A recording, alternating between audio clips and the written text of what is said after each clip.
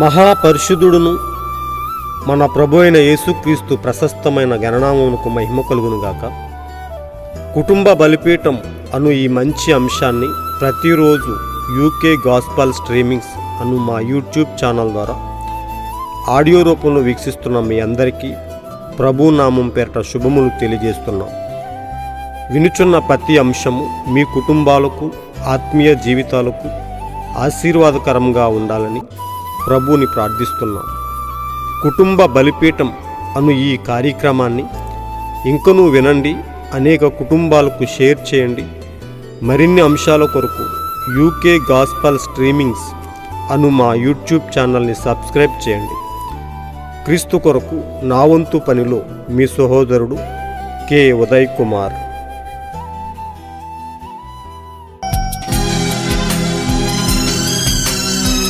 నన్ను నమ్మినాలో నీ ఆత్మనుంచావా, ఈ కృప కొనియాడ తరమా. నన్ను నమ్మినాలో నీ ఆత్మనుంచావా, నీ కృప కొనియాడ తరమా. ధవళవర్ణుడా పెళ్లి కుమారుడా, ధవళవర్ణుడా పెళ్లి కుమారుడా, గానము నీ కోసమే యేసయ్యా, గానము నీ కోసమే, గానము నీ కోసమే యేసయ్యా, గానము నీ కోసమే, నీ కోసమే, నీ కోసమే,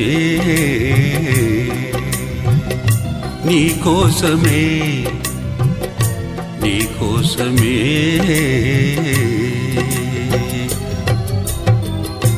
జీవదాత ప్రాణనాథ, జీవదాత ప్రాణనాథ, గానముని కోసమే. ఒక కుటుంబ బలిపీఠం వాల్యూమ్ 1 నుండి 60వ రోజు, మార్చ్ 1వ తేదీ. అంశము: మంచి బంగారం గలవాడు పరీక్షా యంత్రానికి తీసుకువెళ్ళుటకు భయపడడు. గర్భములో నేను నిన్ను రూపింపక మునిపే నిన్నెరిగి తిని, నీవు గర్భము నుండి బయలుపడక మునిపే నేను నిన్ను ప్రతిష్ఠించి తిని, జనములకు ప్రవక్తగా నిన్ను నియమించి తిని. ఇర్మియా 1వ అధ్యాయము 5వ వచనం. ఈ అంశము కొరకు కొంత వర్తమాన భాగాన్ని చదివి విందాం. ఈ మధ్య నేను చరిత్ర చదువుచున్నాను. నేను చాలా ఎక్కువ సమయాన్ని తీసుకుంటున్నానా? నేను సంఘ చరిత్రను చదువుచున్నాను. సిస్టర్ ఆర్నోల్డ్ సంఘ చరిత్రను చదువుచున్నాను. మరో దినాన ఆ సంఘ చరిత్రను చెప్పుచున్నప్పుడు అక్కడ వెనుకనున్న ఆమె దానికి ఆమెన్ అని చెప్పినదని నమ్ముచున్నాను. మార్టిన్ దినాలలో అక్కడ ఆ మఠములో ఒక రాత్రి ఒక బాలుని చూశాను. ఓ, పాత నిబంధన గ్రంథము నుండి ప్రభువు నన్ను పురాతన ప్రవక్తగా చేశాడు. నేను పురాతన ప్రవక్తలలో ఒకడనై ఉన్నాను. సరే, కేవలం ఇక్కడ ఈ చిన్న గుంపు వలె, ఈ చిన్న పాఠశాల నుండి అక్కడ ఆ బిషప్ పేరు పిలవలేను. ఈ సమయంలో నేను అతని పేరును పిలవలేను. అయితే అతడు మార్టిన్ దగ్గర శిక్షణ పొందాడు. అది సరి అయినదిగా కనబడలేదు. కనుక మిగిలిన సహోదరులు వారిని ఒంటరిగా ఉండనిచ్చిరి. అతడు ప్రత్యక్షముగా ప్రవచించెను. అతడు చెప్పెను, ఈ రాత్రి దేవుడు క్రిందకు వచ్చుచున్నాడు, మీ మధ్యకు దిగి వచ్చుచున్నాడు, మీ మధ్య కూర్చుండునట్లు నాకొక తెల్లని అంగీని ఇవ్వనై ఉన్నాడు. పాత నిబంధన ప్రవక్తలలో నేను కూడా ఒకడనై ఉన్నానని మీరు తెలుసుకుందరు. కాబట్టి ఆ రాత్రి 12 గంటలకు అది నిజంగా జరిగెను. శబ్దాలు వినబడెను. ప్రజలు చుట్టూ తిరుగుచున్నారు. ఆ బాలుడు ఒక అంగీని పొందెను. అది ఎంత తెల్లగా ఉండాలో అంత తెల్లగా ఉందని వారు చెప్పారు. అతడు బయటకు వచ్చి, నేను మీతో చెప్పలేదా? ఇప్పుడు మీరందరూ నా దగ్గర నుండి ఆజ్ఞలు పొందవలెను. నేను పాత నిబంధన ప్రవక్తను అని అన్నాడు. అయితే ఆ వృద్ధ బిషప్ దానిని చేయుటకు యథార్థముగా వెళ్ళలేదు. అది వాక్యముగా లేదు. ప్రవక్తలు తయారు చేయబడలేదు, వారు ముందుగా నిర్ణయించబడేదరు. ఒక ప్రవక్త ప్రారంభంలో అలా ప్రవర్తించడు, దాని యొక్క ఫలం అది కాదని రుజువు చేశాడు. చూడండి, ఆ ఫలాలు అతడు ప్రవక్త కాడని రుజువు చేశాడు. కాబట్టి అతడు చెప్పెను, మేము ఈ రాత్రంతా ఉపవాసంలోనూ ప్రార్థనలోనూ దైవస్థుతి కీర్తనలు పాడుటంలోనూ మేము గడుపుదము. ఒకరోజు లేక ఆ విధంగా జరిగను. కొంచెం సేపటి తర్వాత వృద్ధ బిషప్ ప్రార్థించుచు, ప్రభువా, ఆ బాలుడు ఆ వస్త్రం వైపు చూచుటకు చెప్పెను, ఎన్నడూ ఏమీ ఎరుగడు అతడు, అలాంటిదేదీ చూడలేదు. ఎందరో రచయితలు వచ్చెను మరియు చూచెను, అలాంటి దానిని వారెన్నడూ చూడలేదు. అక్కడది ఉండెను. తుదకు వారు ఒక మనిషిని ప్రవక్త అయి ఉండెనని తెలుసుకొనిరి. ఆయనే మార్టిన్.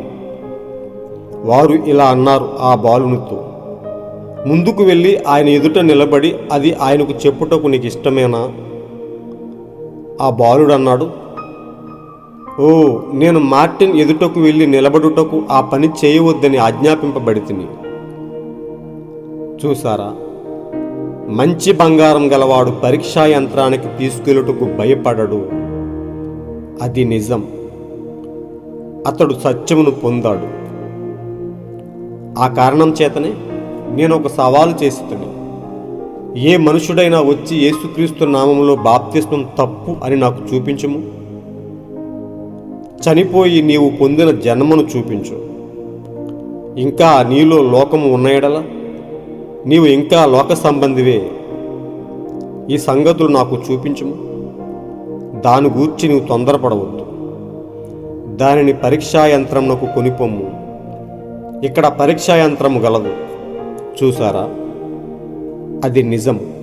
కావున వారు చెప్పిరి, నీవు ఏ విధంగానైనా వెలుచున్నావు? సహోదరి గుంపు వానిని పట్టుకొనిరి. ఆ వస్త్రం అదృశ్యమాయను. చూసారా, పెంతుకోస్తు ప్రజలు ఈరోజు దానిని చెప్పుటలేదా? ఓ మై, అది నిజమైన దాని వలె కనిపించినది, అయితే అది వాక్య ప్రకారముగా లేదు. నీవు తప్పక తిరిగి జన్మింపవలెను అనే వర్తమాన భాగం నుంచి సేకరించబడిన మంచి అంశం.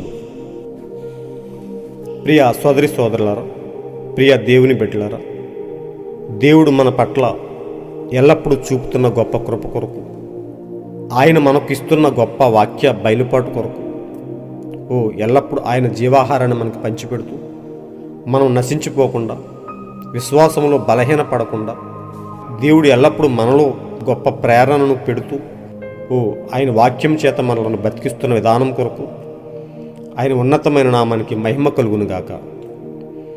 ప్రియ సోదరి సోదరులారా, ఎల్లప్పుడూ మన తండ్రి గొప్పవాడు. మనము నశించిపోకుండా ఉండునట్లు ఆయన ఎల్లప్పుడూ మన పట్ల గొప్ప బాధ్యత కలిగి ఉన్న గొప్ప దేవుడు. ఎంతమంది మనలను మోసం చేయాలని చూసినా, ఎంతమంది గారడీ ప్రవక్తలు వచ్చినా, తెల్లని వస్త్రాలు ధరించుకొని మోసపు మాటల చేత ఎంతమంది వచ్చి మనలను ప్రలోభపెట్టినా మనము నమ్మము, మనము దానిని అంగీకరించము. ఎందుకంటే మనం సత్యాన్ని పొంది ఉన్నాం. నిజంగా ప్రవక్త చెప్తున్నారు. ఇక్కడ ఒక విషయాన్ని ఆయన చక్కగా వివరించుకుంటూ వచ్చారు. మార్టిన్ గారి దినాలలో ఆయనకు గొప్ప విషయాన్ని చూశాడు. ఆయన అంటున్నాడు, నేను పురాతన ప్రవక్తలలో ఒకడనై ఉన్నాను. నిజంగా మన ప్రవక్త చాలా గొప్పవాడని మీకు తెలుసా? ఎందుకంటే ఏ ప్రవక్తకు ఇవ్వనటువంటి గొప్ప భాగ్యము మన ప్రవక్త పొందుకున్నాడు. మన ప్రవక్త ఏదైనా చూడగలడు. దేవుడు ఆయనకిచ్చిన గొప్ప వరం అది. ఈ భూమికి పునాదులు వేసినప్పుడు ఎలా ఉందో కూడా ఆయన చూడగలడు. ఆదాము దగ్గర ఏదైనా తోటలో ఆ పరిస్థితి ఎలా ఉందో కూడా చూడగలడు. గొప్ప ప్రవక్త. ఏదైనా చూడగలడు. దేవుడు ఆయనకు అనేక విషయాలు చూపించాడు. ఎందుకంటే ఈ కాలంలో చివరిగా ఆయన ప్రణాళికను ముగించే కాలం కాబట్టి సమస్తాన్ని ఆయనకు చూపించగలిగాడు.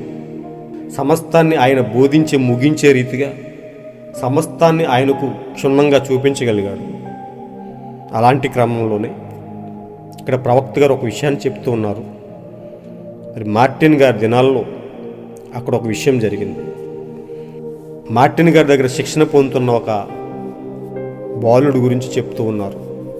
ఆ బాలుడు అన్నాడట, అతడు ప్రత్యక్షంగా ప్రవశిస్తున్నాడట, ఈ రాత్రి దేవుడు కిందకు వచ్చుచున్నాడు, మీ మధ్యకు దిగి వచ్చుచున్నాడు, మీ మధ్య కూర్చున్నట్లు నాకు ఒక తెల్లని అంగీని ఇవ్వనై ఉన్నాడు. పాత నిబంధన ప్రవక్తల్లో నేను కూడా ఒకడనని మీరు తెలుసుకుందరు.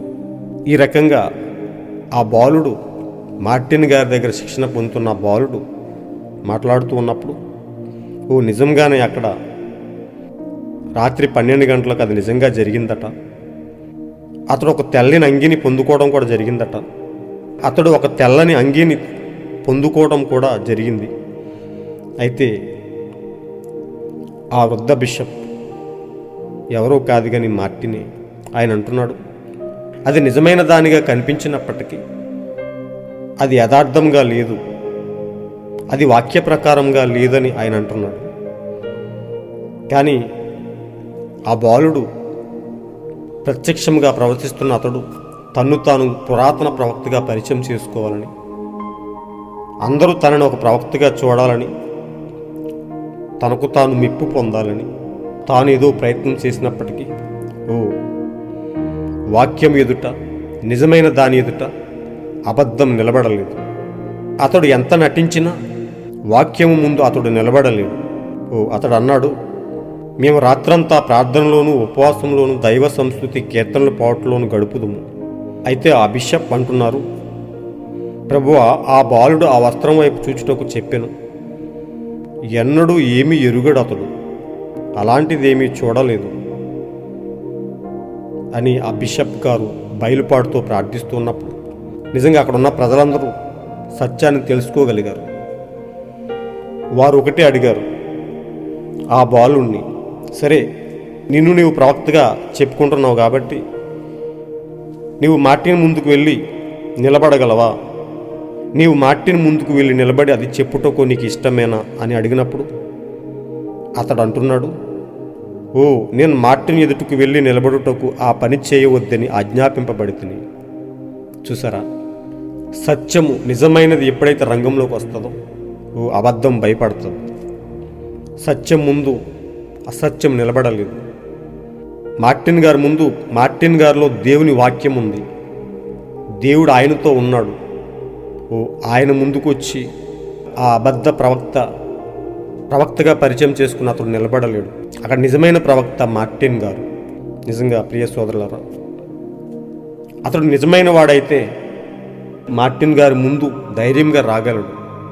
అందుకే మనం చదువుకున్న అంశం పేరు, మంచి బంగారం గలవాడు పరీక్షా యంత్రానికి తీసుకువెళ్ళుటకు భయపడడు. నిజంగా అతనిలో సత్యం ఉంటే అతడు మార్టిన్ గారి ముందు నిలబడగలడు, భయపడకుండా వచ్చి నిలబడగలడు. కానీ అతడు మంచి బంగారం కాదని, అతడు ఒక నకిలీ అని మనకు అర్థమవుతుంది. నిజంగా ప్రియ సోదరులారా, సమస్త అవినీతి సమస్తము వాక్యము ముందు సరి అవ్వాల్సిందే. నిజంగా ఇక్కడ చూసినట్లయితే ప్రవక్త అంటున్నాడు, ఆ కారణం చేత నేను ఒక సవాల్ చేసి తిని, ఏ మనుషుడైనా వచ్చి యేసుక్రీస్తు నామంలో బాప్తిస్మం తప్పని చూపించుము. చేయగలరా ప్రియ సోదరులారా ఎవరైనా? ఎందుకంటే అది నిజమైన బాప్తిస్మం. యేసుక్రీస్తు నామంలో బాప్తిస్మము నిజమైనది, సత్యమైనది. ప్రతి కాలంలోనూ ఆ నామంలోనే బాప్తిస్మం ఇవ్వడం జరిగింది. అయితే అబద్ధ సంఘము, అబద్ధ ప్రవక్తలు వాక్యాన్ని వంకర చేసి అసత్యాన్ని క్రైస్తవ్యంపై రుద్ది అన్య ఆచారాలను క్రైస్తవ్యంలో కలగలిపి ఈరోజు వాక్యాన్ని వంకర చేసి తప్పు త్రోవలో నడిపిస్తున్న వీళ్ళ రంగు ఒకరోజు బయటపడబోతుంది. సత్యమైనది వచ్చింది ఈరోజు. సత్యమైన వాక్యము దేవుడు మనకిచ్చాడు ఈరోజు. దాని ముందు అసత్యము నిలబడలేదు. అలాంటి సత్యవాక్యంలో మనం ఉండటానికి, ఒక సత్య బయలుపాటుతో మన విశ్వాసాన్ని ముందుకు తీసుకువెళ్ళటానికి దేవుడు మన పట్ల చూపుతున్న గొప్ప కృప కొరకు ఎల్లప్పుడూ ఆయనకు కృతజ్ఞులం. ఎల్లప్పుడూ విశ్వాసంతో ఇంకనూ ప్రార్థిస్తూ యథార్థంగా ఈ అసత్యము మోసము నుండి మనం దూరంగా దినదినము జరుగుతూ విశ్వాసంతో క్రీస్తు వైపు చూస్తూ యథార్థమైన భక్తి చేద్దాం. ఆయనే మనలను సమస్తము నుంచి, సమస్త అవినీతి నుంచి మనలను దూరం చేస్తాడు. సత్యమైనది వచ్చినప్పుడు మనం స్వతంత్రులుగా మారుతాం. సత్యం మనలను స్వతంత్రులుగా చేస్తుంది. ఎంతమంది అబద్ధ ప్రవక్తలుగా వచ్చి పరిచయం చేసుకున్నా మన ప్రవక్త ముందు ఎవరూ నిలబడలేరు. ఎందుకంటే ఆయనలో సత్యం ఉన్నది. ఈరోజు వాక్యము ఆయన చెంతకు వచ్చింది, వాక్యము ఆయనకి ఇవ్వబడింది. అలాంటి వాక్యాన్ని మనం అనుదినము భుజిస్తూ, అలాంటి జీవాహారాన్ని మనం అనుదినము భుజిస్తూ ఇంకనూ జీవాన్ని పొందుకుని క్రీస్తు కొరకు యథార్థంగా నిలబడదాం. ఎత్తబాటు వరకు స్థిరంగా ఉందాం. అలాంటి గొప్ప కృపను దేవుడు మనకు నిండుగా అనుగ్రహించునుగాక. God bless you all. ఈరోజు మీరు చదవలసిన అనుదిన వాక్య పఠనం సంఖ్యాకాండము 20, 21, 22 అధ్యాయములు. మీరు విన్న ఈ అంశాన్ని మీ బంధువులకు, మీ స్నేహితులకు అనేక మందికి షేర్ చేయండి. దేవుని సత్యాన్ని అనేక మందికి పంచిపెట్టి దేవుని మేలులు పొందుకోవడానికి మీరు కూడా పాలిభాగస్తులు అవ్వండి. మీరు విన్న ఈ అంశాన్ని అనేక మందికి మాదిరికరంగా ఉండటం కొరకు దేవుని మహిమపరుస్తూ కామెంట్ చేయండి. దేవుడు మిమ్మలను బహుగా దీవించునుగాక. God bless you all.